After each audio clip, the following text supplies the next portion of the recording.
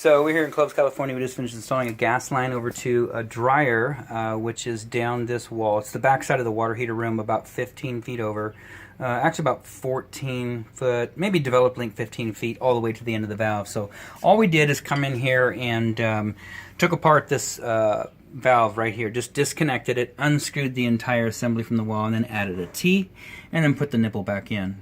This is the existing valve that went to the water heater. It's on. The pilot is lit. The burner's not coming on. We're trying to get it to activate, but it's not coming on, so homeowner's going to keep an eye on that, see what's going on.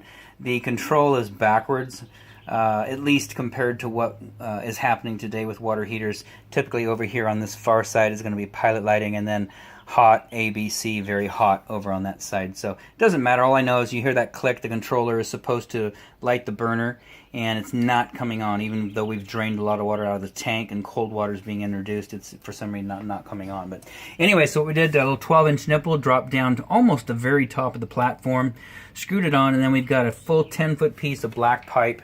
So that's a 1/2-inch iron pipe, the black for gas, and you can see it's strapped every 6 feet, so strapped there, and then maybe 5 feet to the next strap, and then of course down here on the end, another strap right before it gets to the point where it makes a penetration through the wall. So it's all nice and strapped here.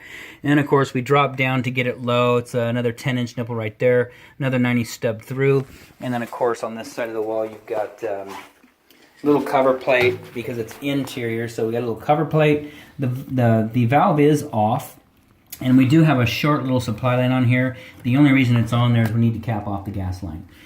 Because if someone comes in, and nobody does this, but if they did, if they turned that valve on and flooded your building with gas and then it exploded, you'd have an issue with me. So we cap it off, and it's just safe for everybody that way. So that's the opposition right there. So that's all buttoned up right there. Everything looks good. Outside of that, this installation is done.